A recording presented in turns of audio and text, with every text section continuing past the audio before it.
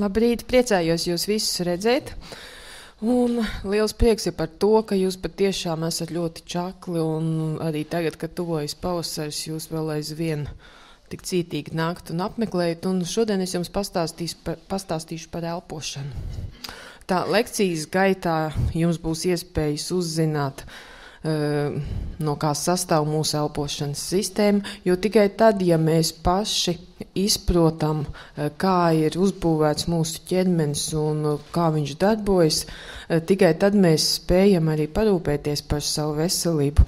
Varbūt, ka daudziem no jums liekas, ka jums šīs te zināšanas ir un ka viņas ir pietiekošas, bet es domāju, ka šīs atgādinājums jums būs ļoti noderīgs, vērtīgs. Un ka jūs varēsiet daudz ko tādu vērtīgu paņemt līdzi arī savā turpmākajā dzīvē. Tā šodien vēl mēs nedaudz ieskatīsimies arī tādos jautājumos, kas attiecās uz to gaisu, kādu mēs elpojam, un mēģināšu jums parādīt arī tādus dažus vienkāršus elpošanas vingrinājumus, kurus jūs paši varēsiet pēc tam mājās patrenēties. Un tā mēs šodien runāsim par elpošanu. Kas tad ir elpošana un kāpēc mūsu ķermenim tā ir tik ļoti nozīmīga? To mēs katrs zinām, un tas nav nekāds pārsteigums, ka šajā pasaulē mēs ierodamies katrs ar pirmo elpas vilcienu un arī ar pēdējo atvadāmies. Un neskatoties uz to, kāds ir mūža garums katram cilvēkam, šis elpošanas process, kuru mēs pat apzināti nekontrolējam, mums ir visu dzīves laiku. Un viņš ir pietiekoši nozīmīgs, lai arī par to atcerētos, lai par to domātu, jo no tā ir atkarīga visa mūsu veselība. No tā ir atkarīgs arī tas, kā mēs jūtamies gan fiziski, gan garīgi, gan emocionāli. Un kāpēc tad ir tik nozīmīgi atcerēties par elpošanu? Atcerēsimies to, ka svaigs gaiss, un šeit es īpaši uzsveru šeit teikumā pirmo vārdu, svaigs gaiss ir dziedinošs gan mūsu ķermenim, gan mūsu garam, un gaiss mums ir nepieciešams vairāk par visu.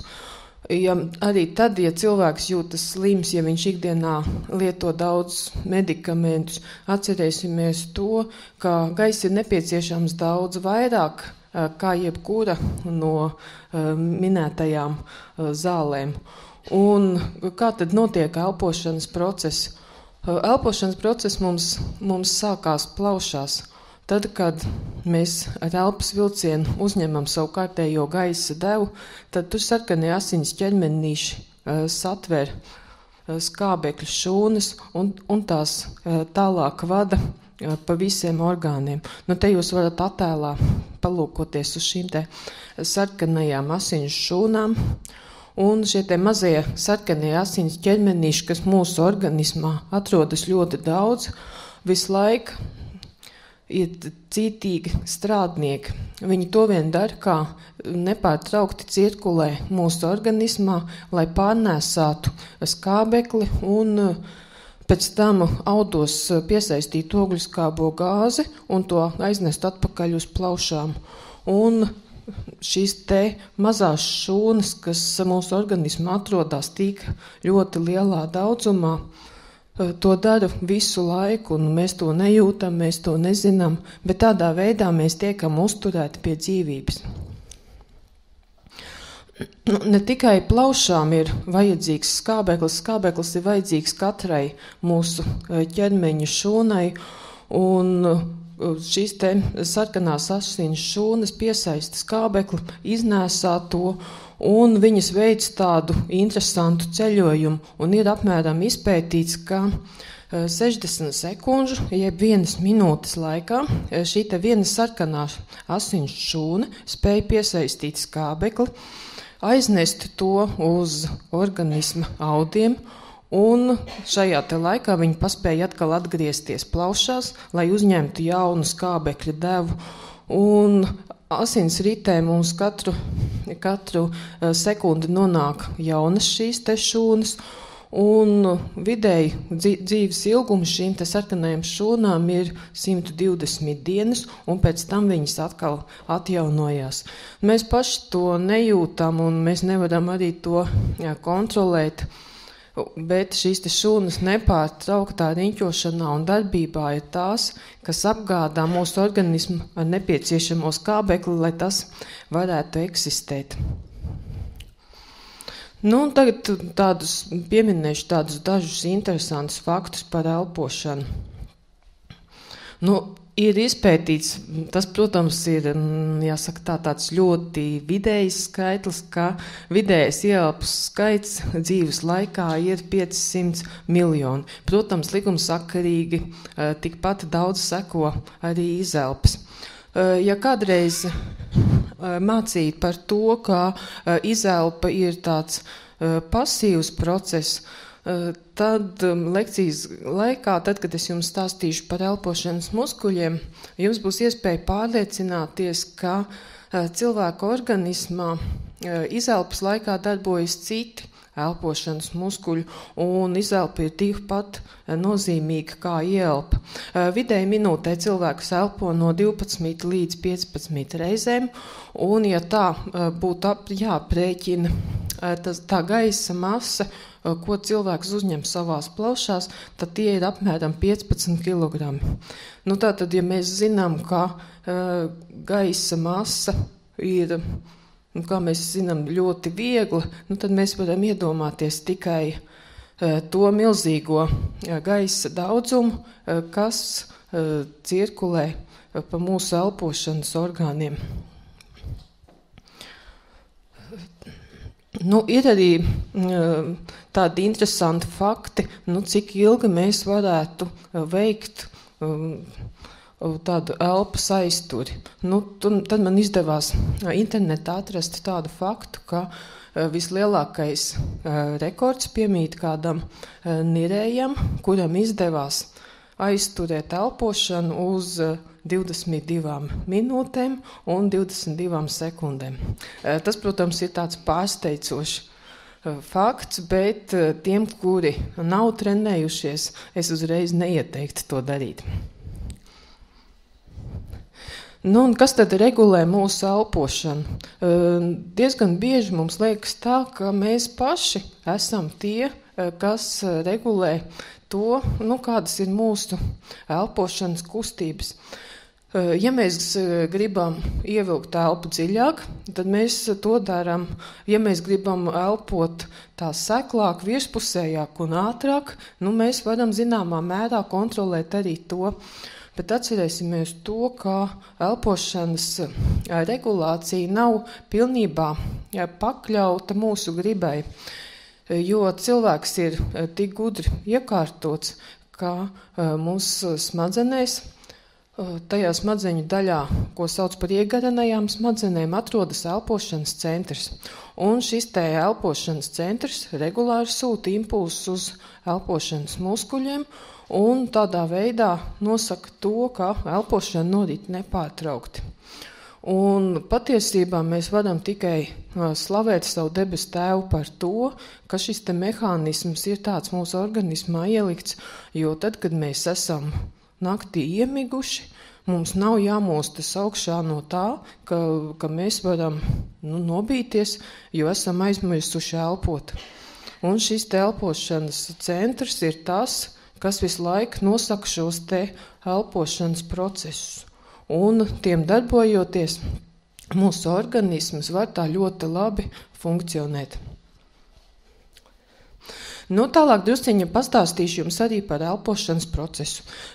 Pirmā doma, ja cilvēkiem piemin elpošanu, uzreiz saistās ar elpošanu un ar gāzu apmaiņu plaušās.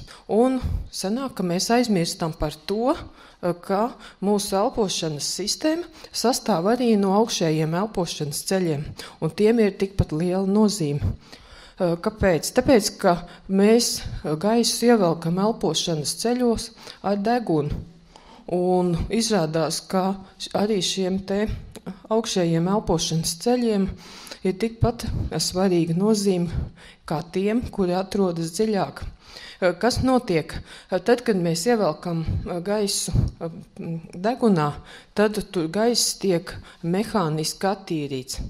Un es domāju, ka jūs arī paši būsiet ievērojuši, ka tad, kad jūs esat bijuši un kādu laiku pavadījuši tādā vidē, kur ir putekļi, ka pēc tam mēs šos te putekļus varam arī atrast savā degunā. Un tas ir ļoti labi, tāpēc, ka šie te putekļi un šis te piesārņojums, kas atrodas gaisā, mēs vismaz tad zinām droši, ka viņš tālāk nenonāk dziļākajās elpošanas trakta daļās. Tāpat tālāk gaisam nonākot rīklē, arī šeit tiek veikti tādi interesanti fizioloģiski mehānismi. Un kā viens no tiem ir gaisa sasildīšana.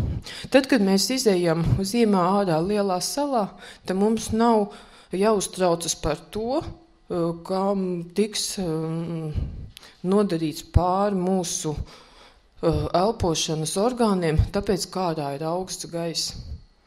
Un izrādās, ka šie te augšējie elpošanas orgāni, rīkle un deguns, viņi ir apveltīti ar tādu īpašu asinsvadu tīklojumu iekšpusē, kur organisms visu laiku pienes siltas asins, un šīs te asins sasilda gaisu. Un ieelpojot, šis te gaiss tiek sasildīts, attīrīts, un tikai tālāk šis te attīrītais gaiss nonāk mūsu dziļākajās elpošana trakta daļās. Nu, un tālāk mums ir jāparunā par to, kas tālāk atrodas mūsu elpošanas orgānos. Tālāk ir balsene, traheja, kas pēc tam tālāk sadalās tādā bronhu kokā. Un šie te zariņi, kas attiet no galvenajiem bronhiem, kļūst aizvien mazāki diametrā, kamēr viņiem galā ir tāds sīks sadalījums, un tur ir tādi gaisa pūslīši, kuriem ir tādas plānas sieniņas, un tas mēs saucam par plaušu alveolām. Un šīs sieniņas Dievs mums ir tik brīnišķīgi radījis, ka viņas ir tik plānas, un caur tām notiek gāzu apmaiņa. Un, ja mēs anatomiski mēģinātu papētīt, kādas tad ir šīs te alveolas, tad izrādās, ka mūsu plaušās, ja mēs šos te mazos gaisa pūslīšus mēģinātu saklāt un savienot tādā laukumā, tad tas mums sastādītu apmēram 80 kvadrātmetrus, jeb mēs to varētu salīdzināt ar tenisa laukumu. Mums pat ir grūti iedomāties, kā mūsu plaušās caur šādu te milzīgu laukumu notiek gāzu apmaiņa. Nu, te mēs varam drusku paskatīties, kādas ir plaušas, varam pamanīt arī to bronhu sadalījumu un ieraudzīt to, cik plaušas ir ļoti labi apasiņotas, jo viņām ļoti tuvu, pat jāsaka tuvu klāt, atrodas sirds. Nu, tālāk drusciņi parunāsim par elpošanas muskuļiem. Daudziem liekas, ka elpošanas procesā piedalās tikai ribstarpu un vēdera preses muskuļi. Tomēr atcerēsimies to, ka ir tādi periodi, kad cilvēks veic arī tādu maksimālu dziļu ieelpu vai izelpu, un tad mēs nevaram runāt, ka elpošanā ir iesaistīti tikai šie muskuļi.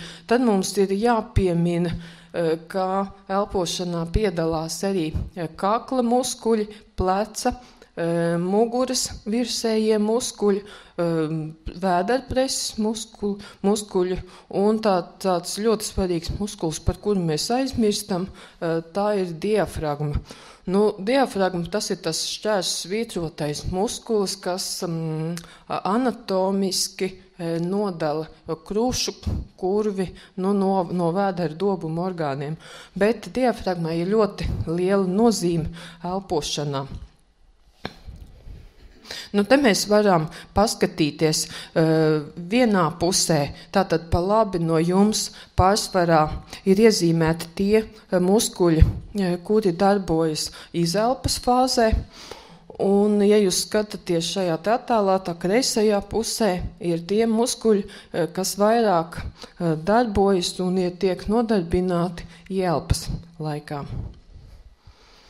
Nu, un izrādās, ka, lai mūsu plaušas būtu ļoti labi izventilētas, tad ir nepieciešama šī te diafragmālā elpošana. Tajā brīdī, tad, kad mums pārsvarā ir iesaistīta tikai tāda krūškurvju elpošana, kas salīdzinoši cilvēkiem ir novērojama visbiežāk, tad tiek izventilētas plaušu augšējās, vidējās daļas, bet plaušu apakšējās daļas, kas atrodas tuvāk diafragmai, tās nesaņem pietiekošā daudzumā gaisu. Bet, ja mēs iemācāmies šo te diafragmālo elpošanu, tad ir zināms, ka gaisu saņem pilnīgi visas plaušu daļas. Nu, šeit mēs varam salīdzināt un paskatīties, kā mainās plaušu tilpums ielpas un izelpas fāzē. Tātad, tad, kad mēs ieelpojam gaisu, tad diafragma slīd uz leju, rada negatīvu spiedienu plēres dobumā, un plaušas mehāniski izplešās, un mēs veicam ieelpu. Savukārt, izelpas fāzē diafragma ceļas uz augšu, un gaiss plēres dobumā samazinās spiediens, un tiek veikta izelpa. Nu, kā mēs zinām, tad mums pārsvarā visiem ir šī te krūškurvja elpošana, un tā ir tā, kas mums nenodrošina tādu pietiekošu labu ventilāciju. Kaut gan zinātnieki ir izpētījuši to, ka jebkurš bērniņš, mazulis, piedzimst ar pareizu elpošanu. Un, ja jūs esat kādreiz pavērojuši, kā elpo zīdaņi vai maz bērniņi, tad no viņiem mums, pieaugušajiem, būtu jāmācās, kā pareizi elpot. Jo paskatoties uz šo te mazulīti, jūs ievērosiet to un redzēsiet, ka viņām elpošanas kustību laikā kustās vēderiņš. Bet tad, ja jūs palūkosieties uz sevi elpošanas laikā, tad visticamāk, ka jūs pamanīsiet to, ka mums ir saglabājušās tikai šīs te krūškurvju kustības. Un tas nav tas labākais un tas pareizākais elpošanas veids. Protams, ja mēs daudz gadus atkarībā no mūsu mūža ilgumu pavadām ar šo te nepareizo elpošanu, tad mums nākas par to saņemt sodu. Kas tad ir sods par nepareizu elpošanu?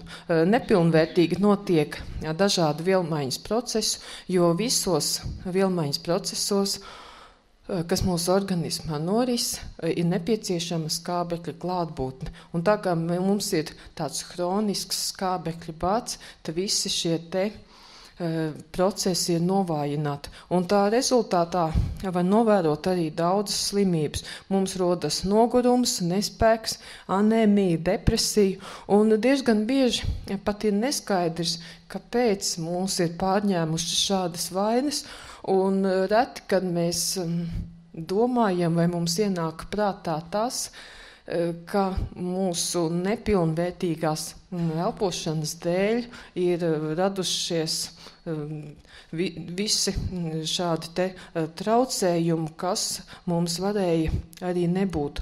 Un ja mēs arī vairs neelpojam pareizi, tad mums vismaz ir svarīgi atcerēties, ka mums periodiski būtu jāatceras par tādām dziļākām ieelpām un izelpām, kas mums palīdzētu tā pilnvērtīgi uzņemt gaisu plaušās. Kā mēs varam spriest, kāds ir elpošanas process un cik viņš ir efektīvs.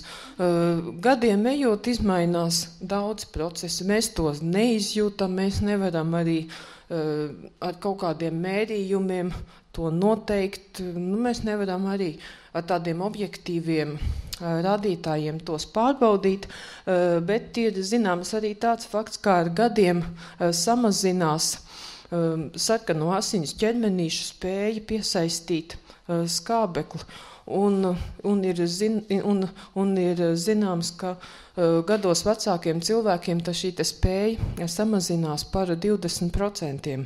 Ko tas nozīmē mums un kādus secinājumus mēs varētu no tā izdarīt? Tātad gados vecākiem cilvēkiem daudz biežāk ir nepieciešams atvērt logu, viņiem ir nepieciešams svaigs gaiss, un mēs diezgan bieži aizmirstam par to, ka arī tad, ja šis elpošanas process mūsu organismā ir kļuvis ar gadiem nepilnvērtīgāks, tad mēs to varam nedaudz vairāk kompensēt ar tādu svaigu gaisu. Un kas tad notiek? Ir pat tie, kas ir nodarbojušies ar tādu gados vecāku cilvēku kopšanu, un tie pat ir aprakstījuši to, ka gados veciem cilvēkiem ir regulāri iespējams elpot svaigu gaisu, ka šie cilvēki pilnīgi izmainās. Un vispirms izmainās tās viņa prāta spējas. Ja mums varbūt ir līdz šim licies, ka šis cilvēks ir nomākts, ka viņam nav nekādas intereses par to, kas ar viņu notiek, tad, ja mēs regulāri atveram logu, ļaujam viņiem elpot svaigu gaisu, tad mēs varam pamanīt, ka šie cilvēki kļūs aktīvāki, viņi sāks izrādīt interesi par sevi, par apkārtējiem, par notiekošo, uzlabosies arī atmiņu un daudz citu orgānu funkciju. Kā tad mēs varam novērtēt savu elpošanu? Kā es jums jau stāstīju, tad mēs nevaram uzreiz ķerties pie tā, ka tagad mēs mēģināsim noteikt to mūsu plaušu tilpumu, ka tam būtu tā svarīgākā nozīme. Kā es jums jau minēju, tad mūsu elpošanas sistēma sastāv arī no augšējiem elpošanas ceļiem, un no turienes mums būs jāsāk arī novērtēt savu elpošanu. Vispirms mums ir, un to jūs arī katrs varēsiet izdarīt, ir jāpārbauda tas, kā mēs elpojam. Vai mēs veicam ieelpu caur muti vai caur degunu. Un kā visbiežāk tas notiek. Protams, zinot to, kas notiek mūsu organismā, mēs zinām tagad, ka pareizi ir veikt ieelpu caur degunu. Un ar to ir arī jāsāk. Vispirms mēs varam pārbaudīt to, vai mēs kvalitatīvi varam ievilkt gaisu caur abām nāsīm. Un to mēs varam pārbaudīt ļoti vienkārši. Tad, ja mēs ieelpas laikā aizspiežam vienu vai otru nāsi. Tāpēc, ka mēdz būt tā, kad ir kaut kādas patoloģijas jau augšējos elpošanas ceļos, kas mums neļauj kvalitatīvi jau uzsākt šo te elpošanas procesu. Visbiežākās vainas, kas ir tās var būt palielināts tās aizdegunas mandeles, vai pēc traumas var būt arī degunas starpsienas nobīde uz vienu vai uz otru pusi. Visbiežāk šīs abas vainas var kalpot par tādiem kā mehāniskiem šķēršļiem, kas mums neļaus ievilkt gaisu caur vienu vai caur otru nāsi. Nākošais, ko mēs varam katrs pārbaudīt, ir ļoti vienkārši. Ja mēs uzliekam roku uz krūškurvju un uz vēdera, tad ieelpas laikā mēs jūtam, kura no šīm ķermeņa daļām mums piedalās elpošanā. Un arī to jūs katrs varat pārbaudīt. Tātad, ja mēs apsēžamies un sēžam ar taisnu muguru, tad mēs vienu roku novietojam uz krūškurvju, vienu mēs novietojam uz vēdera, un velkot elpu iekšā, mēs jūtam, vai kustēsies mūsu krūškurus, vai mēs jutīsim, ka kustās arī mūsu vēders.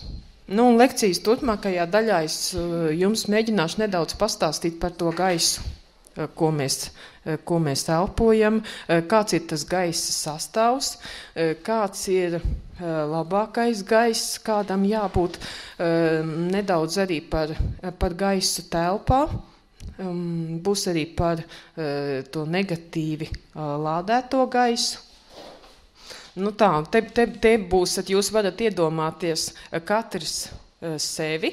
Tad, kad jūs no rīta esat piecēlušies, jūs esat atvēruši logu, jūs esat kārtīgi izvēdinājuši telpas, tagad jūs esat aicināti nevis palikt mīkstajā divanā, bet nogulties uz paklāja, uzliekam botas, mēs varam nelikt uz vēderi, mēs varam uzlikt arī rokas un mācīties šos elpošanas vingrinājumus, bet mājās kāds par to, ko jūs tagad esat sākuši darīt, var būt ļoti pārsteigts un neizpratnē, kas tagad notiek. Nu, tātad, ja mēs runājam par to, ka gaiss ir barība mūsu plaušām, tad atcerēsimies to, ka ir daudzās lietās ir arī skābeklis, kurus mēs esam iemācījušies ar savu dzīvesveidu samazināt. Un izrādās, ka mūsu dzīvesveids mūsdienās ir saistīts ar to, ka mēs visi strādājam un ilgas darba stundas atrodamies telpās. Pie tam man vēl jāpiebilst arī tāds fakts, ko es varētu teikt arī no savas pieredzes, ka ļoti slikti ir arī jaunie eiro remonti. Tas nozīmē to, ka mēs esam tikpat kā ieslēgti tādās hermētiski noslēgtās tādās plastmasas kastītēs, kurās tikpat kā nenotiek gaisa apmaiņa. Un cilvēki no tā ir nobijušies, ka ir kaut kādas gaisa šķirbas, ka ienāk kaut kur gar sienām vai gar logiem, ka ieplūst gaisa, un tagad mēs esam iemācījušies to hermētiski noslēgt. Bet izrādās, ka mēs ar to esam sevi izdarījuši tikai ļaunu. Un tad, ja mēs atrodamies telpās visu savu darba dienu, kā vidēji mums šī darba diena parasti ilgst 6 līdz 8 stundas, citi strādā arī maiņu darbu, un pavada darbā 12, 24 stundas, tad, protams, tas vienmēr atsaucas uz mūsu veselību, jo izrādās, ka, lai arī šajās telpās darbojas kondicionieri, diezgan bieži ir tā, ka šis gaiss cirkulē kondicionieros, tur gaisa plūsma no jauna netiek laista, šis pats izelpotais gaiss tiek atvēsināts un atkal no jauna tāds pats, kurš satur mazu skābekli, tiek atkal mums pasniegts. Un tas nozīmē to, ka mēs šo ilgo darba stundu laikā dzīvojam tādā skābekļa badā. Un tas mūs dara tādus bālus, vājus, nespēcīgus, un mēs to arī šo skābekļu badu izjūtam fiziski. Un kā pirmais tāds svarīgs rādītājs ir tas, ka samazinās mūsu prāta spējas. Mēs paši varbūt to uzreiz nepamanām, bet mēs jūtam ar to, ka mums nestrādā prāts, mēs vairs netiekam galā ar saviem darba pienākumiem, mums liekas, ka citi mums kaut kādas lietas atgādina vēl, un mēs nespējam pieņemt lēmumus, un paši jūtamies slikti un diezgan bieži arī to nepamanām. Tad ir vēl tāds jāceras vēl tāds svarīgs moments, ka arī dažādās uzturvielās ir atrodams skābeklis. Bet mūsdienās cilvēki arī cenšas visus pārtikas produktus termiski apstrādāt, un termiski apstrādājot visas uzturvielas, arī samazinās tas gaisa un skābekļa daudzums, kas nonāk mūsu zarnu traktā. Un vēl ir zināms arī, ka antibiotika lietošana arī ir viena no tām, kas samazina zarnu traktā esošo skābekli un nogalina baktērijas, un tādā veidā arī mūsu gremošanas sistēma kļūst vājāka un cieša no skābekļa bada. Bet atceramies to, ka svaigam gaisam piemīt dziedinošs spēks. Un te man jums ir jāizstāsta tāds interesants gadījums, ko aprakstīja amerikāņi jau 20. gadsimta sākumā. Viņiem tāpat kā mums gripas epidēmija gāja lielā plašumā un saslim ļoti daudz cilvēku. Tad Kalifornijas slimnīcā tika vesti daudz šo te pacientu, kuri slimoja ar gripu. Un, kā jūs zinat, tas slimnīcās vietu skaits ir ierobežots un pietrūka telpas, kur šos te slimniekus izvietot. Bet tā kā Kalifornija atrodas dienvidos, tad, lai iziet no šīs te situācijas, viņi nolēma ārpus slimnīcas ēkām uzcelt tādas lielas teltis, kurās viņi atkal varētu ievietot gripas pacientus. Tad šie te pacienti tika pārvietoti uz teltīm, silti apsekti, un tad viņi izdarīja tādu interesantu faktu un aprakstīja to, ko bija novērojuši. Un izrādījās, ka tie pacienti, kuri gulēja nevis slimnīcas sēkās, bet tieši ārā esošajās teltīs, atveseļojās daudz ātrāk. Tātad šajās te teltīs bija labāks, svaigāks gaiss, kas palīdzēja šiem slimniekiem ātrāk atgūt veselību. Skābeklis ir arī pats par sevi dziedinošs, un viņš palīdz izārstēt arī daudzas plaušu slimības. Tāpat tas nav noslēpums, ka vislabākais gaiss ir skujkoku mežos, īpaši priežu mežos. Un jau kādreiz ārsti to zināja, un šīs tuberkulozes slimnīcas tika celtas tuvu pie priežu mežiem, lai vēdinot telpas šie te slimnieki uzņemtu svaigu gaisu, kas satur skābekli. Un skābeklim pašam piemīt spēja iznīcināt daudzas baktērijas, tas stiprina arī imunitāti un pastiprināti liek mūsu organismā kaulu smadzenēs veidoties imunitātes šūnām. Tagad mums ir nedaudz jāparunā arī par gaisu telpās. Kāds tad ir gaiss telpās, kurās mēs dzīvojam? Varbūt daudziem arī no jums, kurās mēs strādājam. Un izrādās, ka šis te gaiss ir piesārņots ar dažādiem sīkiem putekļiem, daļiņām, kas nāk arī no dažādām iekārtām, no kopētājiem. Šīs te daļiņas ir ļoti sīkas, neredzamas. Ar acīm paskatoties, mēs gaisa kvalitāti telpās novērtēt nevaram, bet šis te gaiss kļūst slikts, un tas vispirms atsaucās uz mūsu prāta spējām. Tiem, kas ilgstoši strādā telpās, ir izpētīts, ka biežāk rodas drudzis, saslimšana ar augšējo elpceļu infekcijām. Šis te sēdošais dzīves veids mums nosaka arī to, ka mūsu elpošanas darbībā mazāk ir iesaistīta diafragma, līdz ar to pavājinās arī kuņģa zarnu trakta darbība. Un šādiem te cilvēkiem, kuri ir ilgstoši atradušies telpās, kurās ir slikts gaiss, pat izmainās izskats un ir ievērojams, ka viņiem pat tāda kļūst tāda dzeltenīga bāla, tāds ārēji vērojams, tāds slimīgs izskats. Un kas tad mums ir jāņem vērā? Tātad nepietiek ar to, ka mēs zinām, no kā sastāv mūsu plaušas, kā notiek elpošanas process, kas notiek katrā no elpošanas sistēmas daļām. Mums ir jāatceras arī par to, kādas kvalitātes gaisu mēs piedāvājam ar savām plaušām. Un tāpēc es jums atgādināšu par telpu vēdināšanu. Mums ir svarīgi arī darba laikā vairākas reizes atvērt logu un izvēdināt savas telpas. Un šis svaigais gaiss ne tikai izkliedē tos putekļus, kas ir mūsu telpās, bet tas veicina arī to, ka mums ieplūst tāds gaiss, kurā ir ir vairāk skābekļa. Un diezgan bieži mēs neaptveram, mēs kā galveno uzskatām to, lai šis te gaiss būtu vēsāks, bet mums ir nepieciešams svaigs gaiss, tāds, kas satur vairāk skābekli.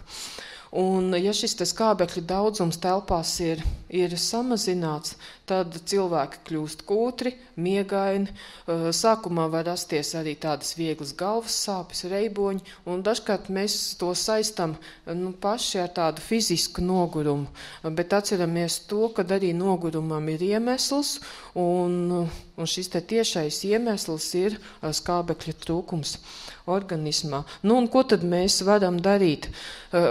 Arī darba vietā tiem, kas strādā, atcerēsimies, ka mums ir vairākas reizes jāpieceļas no savas darba vietas un jāaiziet, jāatver loks. Bet to pašu mēs varam attiecināt arī uz tām telpām, kurās mēs atrodamies, tad, kad mēs atnākam mājās. No rīta pieceļoties arī mums vajadzētu atvērt logu un kārtīgi izveidināt telpas. Tāpat arī to darīt pirms gulēšanas. Diezgan lielu ļaunumu mums ir nodarījusi arī centrālā apkure, tāpēc, ka centrālā apkure parasti dod ļoti tādu karstu un sausu gaisu, bet mūsu elpošanas orgāniem ir nepieciešams mitrs gaiss, jo fizioloģiski normāli mūsu elpošanas orgānu gļotādas ir mitrs, un lai viņas spētu tā efektīvi darboties, viņam arī tādām ir jāpaliek. Un tāpēc mums nav jābaidas arī logus atvērt tad, ja mēs redzam, kā ārā līst lietus vai nāk sniegs, jo arī tādā veidā mēs varam tādu nedaudz mitrāku gaisu ielaist tajās telpās, kurās mēs atrodamies. Tāpat par vēdināšanu mums ir jāatceras arī slimnieka kopšanā. Vai mums pašiem ir kāds slimnieks kopams, vai mēs zinām kādu gados vecāku cilvēku, kuram mums ir jāpalīdz, tad ir tāda sevišķa uzmanība jāveltīt tam, lai šis cilvēks atrastos telpās, kuras ir iespējams tā labi izveidināt. Pie tam šim cilvēkam vajadzētu atrasties tādās telpās, kur nav pārāk karsts, kur šī gaisa temperatūra ir tāda vienmērīga, un mēģināt to viņu tā iekārtot, lai viņš vienmēr atrastos tādā vietā, kur mēs varam kārtīgi šīs telpas izveidināt, jo atgādināšu jums to, ka tas pirmā kārtām ietekmē arī šī cilvēka prāta spējas, sajūtas, un šis skābeklis ir vajadzīgs, lai funkcionētu viss viņa organisms. Un tad ir izpētīts arī, ka mums ir īpaši nepieciešams tāds negatīvi lādēts gaiss. Un izrādās, ka tad, ja mēs dzīvojam pārāk siltās vai karstās telpās, tad gaisā šīs negatīvi lādēto jonu daudzums samazinās. Tad es atradu arī tādu faktu par krāsnes apkuri, kur arī ir aprakstīts tas, ka krāsnes apkuri arī neutralizē gaisā esošos negatīvos jonus un patērē skābekli. Bet ko tad mēs paši varam darīt? Atcerēsimies to, ka mums ir jāgādā par to, lai mūsu elpošanas orgāni justos labi. Tas nozīmē, ka mums nevajadzētu ilgstoši atrasties tādās telpās, kurās ir ļoti silts. Vispirms atcerēsimies to, ka no tā izžūst mūsu elpošanas ceļu gļotāda, un šis gaisa sastāvs arī tad, ja notiek šī gaisa apmaiņa karstās un tādās ļoti siltās telpās, nav tik labs. Bet kur mēs dabā varam atrast negatīvi lādētu gaisu? Izrādās, ka mēs varam šādu gaisu atrast, un mēs viņu varam pat izbaudīt pilnībā. Un ir zināms, ka šie negatīvie joni gaisā rodās pēc pērkona negaisa. Vai jūs esat kādreiz pamēģinājuši iziet ārā un pēlpot gaisu pēc pērkona negaisa? Nu, es vismaz atceros to no savas bērnības, ka tad, kad negaiss tuvojās, tad gaiss likās tāds ļoti smacīgs, smags, un likās, ka tas pat tā nospiež, kad ir pat grūti elpot.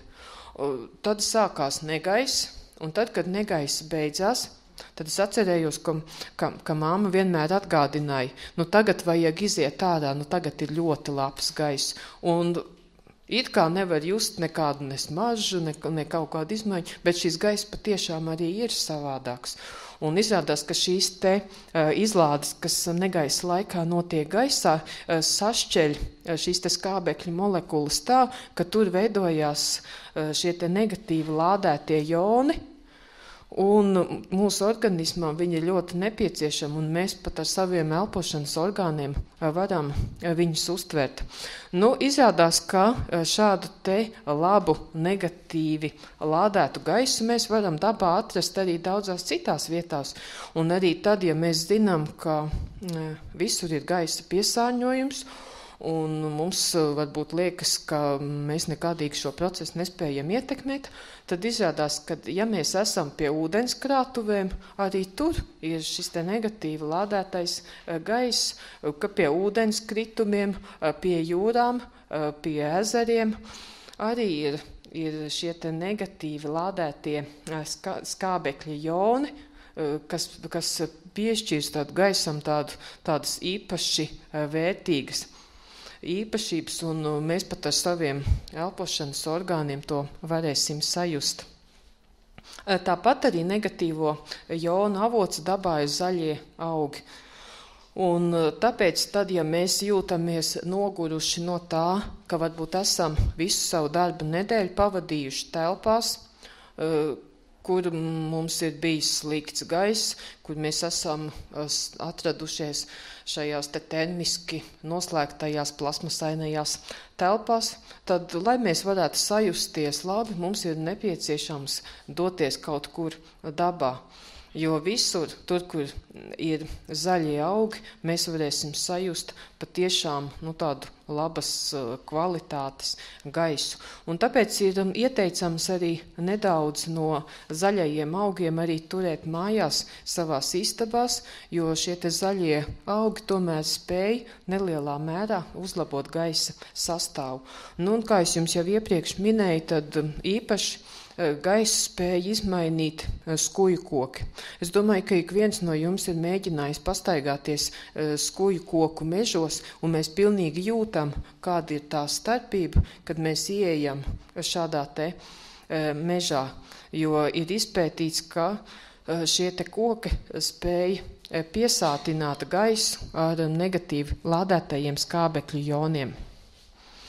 Nu, un par gaisa piesārņojumu jau es jums minēju, tātad tas rodas arī no tā, ko mēs izelpojam, tas rodas no dažādām iekārtām, kas atrodas mūsu telpās, tas rodas arī no apkures, no pārāk siltām un karstām telpām, un tāpēc mums ir svarīgi atcerēties, ka mums ir nepieciešama šī te gaisa maiņa, vēdināšana, un mums nav jābaidas, ka mūsu telpās gaisa temperatūra varētu būt pārāk zema, jo cilvēks var labi izgulēties un atpūsties drīzāk tādās telpās, kur gaisa temperatūra ir nedaudz zemāka.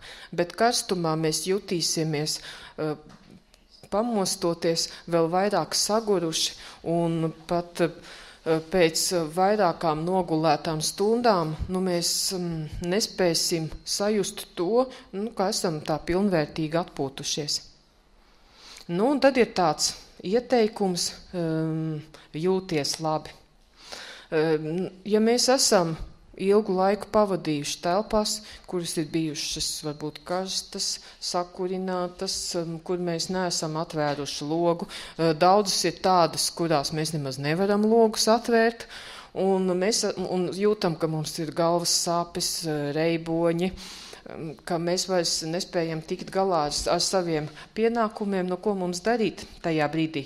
Ar prātu mēs saprotam, ka mums ir nepieciešama tāda kārtīga skābekļa deva. Nu, un tad mēs varam izmantot šo te jūties labi tehnoloģiju. Un izrādās, ka tā ir pavisam vienkārši. Mums vajag iziet ārā no telpām, svaigā gaisā. Tas, protams, es ar to nedomāju, ka mēs ejam tuvu pie šosejām, pie lielceļiem, bet vislabāk kaut kur pagalmā. Un tad mēs varam tā kārtīgi dziļi pāris reizes ievilkt telpu, un tas mums palīdzēs justies daudz labāk. Protams, tiem, kas ir gados jaunāki, viņiem ir iespējams saņemt daudz lielāku skābekļa devu, un to ir iespējams ar fizisko vingrinājumu un ar kustību palīdzību. Jo fiziskās aktivitātes ir tās, kas daudz ātrāk dzīs sarkanos asins ķermenīšus pa asinsvadiem, pa visiem orgāniem, un tad, ja mēs šīs te aktīvās kustības izdarīsim svaigā gaisā, nu tad viņi saņems daudz lielāku tādu skābekļa devu, jeb dopingu. Nu, un tad es atradu arī par tādu īpašu izelpas veidu, ko mēs saucam par nopūtu. Un izrādās, ka pētot norises mūsu organismā, fiziologi ir noskaidrojuši to, ka šī te nopūta ir vislabākais līdzeklis tādu lielu emocionālu sasprindzinājumu brīžos. Un kāpēc tā ir tik nozīmīga? Šīs te nopūtas laikā, kas fizioloģiski ir tāda kā padziļināta vai tāda pagarināta izelpa, ir iespējams arī ielikt savas emocijas. Es domāju, ka mēs diezgan bieži to izdarām pat nekontrolēti. Tad, ja mēs esam saskārušies ar šīm te ļaunajām sliktajām lietām, tad, kad mēs izdarām šo te nopūtu, tad mums it kā liekas, ka mēs atbrīvojamies no šīm te lietām, un tas mums uzreiz arī pašiem palīdz justies daudz labāk, jo tad mēs sajūtam tādu kā atvieglojumu, jo mēs tad sajūtam to, ka esam atbrīvojušies no šīm te smagajām domām un sajūtam, kas mūs ir pārņēmušas. Nu, un tā tad atcerēsimies to, un tāpēc šajā te attēlā ir arī tāds, zināmā mērā tāds skuju koku mežs, ka daba spēj dziedināt. Un dažreiz mums varbūt liekas dīvaini, kā tas ir, ka daba dziedina. Jo tad, kad mēs ieejam mežā, mēs atrodamies dabā, mēs jau paši uzreiz neko nesajūtam. Un izrādās, ka jau 19. gadsimta vidū, tad, kad tika sarakstīta grāmata Kristus dziedinošā kalpošana, jau tad bija iespējams izlasīt tādas vārdas. Daba dziedina, tīrais gaiss, iepriecinošā saules gaisma, puķes un koki, augļu dārzi, fiziskas nodarbības ārpus telpām, dod dzīvību un veselību. Un, diemžēl, gaiss un elpošana ir arī viena no tām Dieva dāvanām, par ko cilvēki jau sāk aizmirst.